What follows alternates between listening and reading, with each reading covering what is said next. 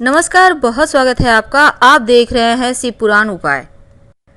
अगर आप हमसे अभी अभी जुड़े हैं तो प्लीज़ चैनल को सब्सक्राइब कर लें और पसंद आए तो वीडियो को लाइक करें। कमेंट में हर हर महादेव जरूर लिखें। आज आपके साथ हम जुड़े हैं वास्तु की बातें करने।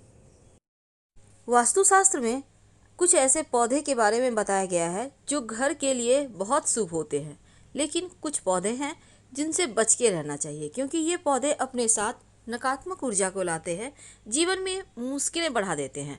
आप लाख प्रयास कर लो, आप ना प्रसन्न रह पाओगे, ना धन से बचा पाओगे और ना आपका स्वास्थ्य अच्छा रहेगा। इसलिए ये जानना आवश्यक है। कहते हैं घर में पेड़ लगाने से हरियाली आती है और घर में रहने वाले लोगों का स्वास्थ्य अच्छा रहता है। लेकिन क्या आपको पता है, वास्तु के अनुसार कुछ पौधे बहुत शुभ होते हैं और घर में लगाते ही आपका भाग्य का साथ आपको मिलने लगता है, बरकत चली आती है। और उनमें से पहला पौधा है अनार का पौधा। कहा जाता है जिस घर के मुख्य दरवाजे के ठीक सामने बाहर में अनार का पौधा हो, ऐसे व्यक्ति का स्वास्थ्य भी अच्छा होता है और कर्जों से मुक्ति मिल जाती है, घर में समृद्धि आती है। हल्दी का पौधा। अगर हल्दी का पौधा आप अपने घर के गमले में भी लगाते हैं तो नेगेटिव एनर्जी आपको परेशान नहीं करती, और हल्दी में अगर फूल आ जाए तो इसका मतलब है कि आपके जीवन में खुशहाली अब बस आने वाली है। अपराजिता, जिसको हम कृष्ण कांता भी कहते हैं, नीले रंग का पुष्प लगता है और इस पुष्प को भगवान श्री हरि ही नहीं बल्कि भगवान श्री कृष्ण, शिव जी और गणेश जी, माँ दुर्गा को भी अति प्रिय है। लाल रंग का गुलाब। वैसे तो गुलाब का पुष्प आप कभी भी कहीं भी लगा सकते हैं, लेकिन माना जाता है घर के अंदर लाल रंग के पुष्प नहीं लगाने चाहिए पौधे। घर से बाहर आप छत पे, बालकनी में या खुले स्थान पे लगा सकते हैं। नारियल का पौधा। कहते हैं जिस घर में नारियल का पेड़ लगा होता है उस घर के लोगों का मान सम्मान दिन दूनी रात चौक बढ़ता चला जाता है। लेकिन व्यवस्था ये करना है कि नारियल का पेड़ आपके घर के कहीं विपरीत दिशा में ना हो, यानी आप उसको हमेशा दक्षिण पश्चिम साइड लगाएं कि नारियल का पेड़ ऊंचा भी हो जाए तो वास्तु दोष ना लगे। तो समझ के लगाएंगे। अब हम अगर एक खास पौधे की बात करें तो वो है आकड़े का पौधा, जो भगवान गणेश जी का पौधा भी कहते हैं और शिव जी को अति प्रिय है। इस पौधे को अपने घर से मुख्य दरवाजे के बाहर दाहिने तरफ आप लगा सकते हैं।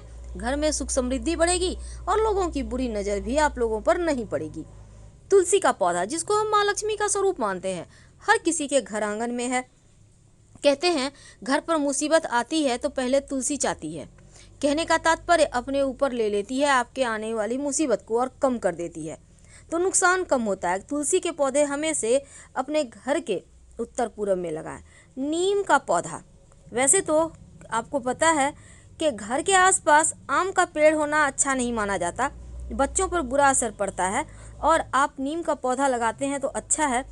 साथ ही अगर आंवले की पौधे की बात करें तो ये भी अच्छा माना जाता है। आंवले का पौधा घर में अपने छत पे भी लगा सकते हैं, बीमारियां परेशान नहीं करती। गेंदे का पुष्प बृहस्पति को मजबूत करता है। आपके घर में अगर गेंदे का पुष्प है तो गुरु भी बेहतर होगा और वैवाहिक जीवन भी बेहतर होगा आपका। इस बात को हमेशा याद रखिए। अशोक का पौधा।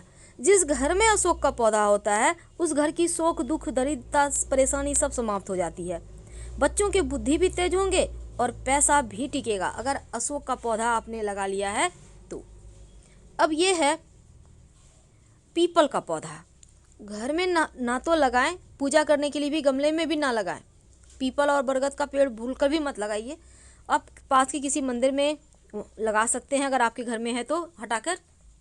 अमरूद का पौधा, इसको भी घर में मत लगाइएगा। फलदार पौधे ना तो घर में लगाना चाहिए और ना ही फलदार पौधे का पेड़ का जो लकड़ी होता है उसका यूज करना चाहिए फर्नीचर में, वरना संतान तरक्की नहीं करेगी। और कैक्टस तो भूल कर भी ना लगाएं, जीवन में सिर्फ मुश्किलें ही बढ़ाएगा और कुछ नहीं, क्योंकि कैक्टस अपने साथ सिर्फ मुश्किलें लाता है, परेशानियाँ लाता है। अब ये जैसे कि बरगद का पौधा, पीपल का पौधा, ये सब तो भूल कर भी नहीं लगाना। अब बोनसाई का पौधा। बोनसाई का मतलब ही होता है उसको बौना कर देना, इसके बढ़ने की गति को कम कर देना। तो ऐसे पौधे मत लाइए, घर के लोगों के प्रगति में, तरक्की में रुकावट आएगी। और इसके साथ ही इमली का पौधा घर में मत लगाइए, और घर के आसपास भी है तो उसको हटाने का व्यवस्था करवाइए, क्योंकि इमली के पेड़ पर बुरी आत्माओं का वास होता है, इसलिए इस बात का ध्यान रखिए।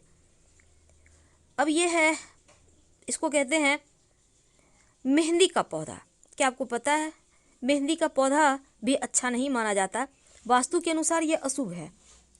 इसके पत्ते भले ही आप मेहंदी पीस कर लगाया जाता है, लेकिन इसको घर में मत लगाइए। अब जैसे कई बार होता है आपके घर में पुष्प आए हैं, फूल आपने रखे हैं फूलदान में, उठाकर साइड पड़ा हुआ है सूखा हुआ फूल, बुके है पड़ा हुआ है, उसको पड़ा हुआ मत रहने दें, उसको तुरंत घर से बाहर निकालें, क्योंकि ये घर की नकारात्मकता को बढ़ा देता है। कपास का पौधा, कहते हैं इस घर जिस भी घर में या घर के आसपास होता है वहाँ अशुभता ज़्यादा होती है, निगेटिविटी ज़्यादा होती है, परेशानियाँ ज़्यादा होती है। बरगद का पौधा का छाया भी आपके घर पर ना पड़े, ऐसी व्यवस्था करें, वरना जीवन में मुश्किलें बढ़ जाएगी और फिर आप हाथ मलते रह जाएंगे।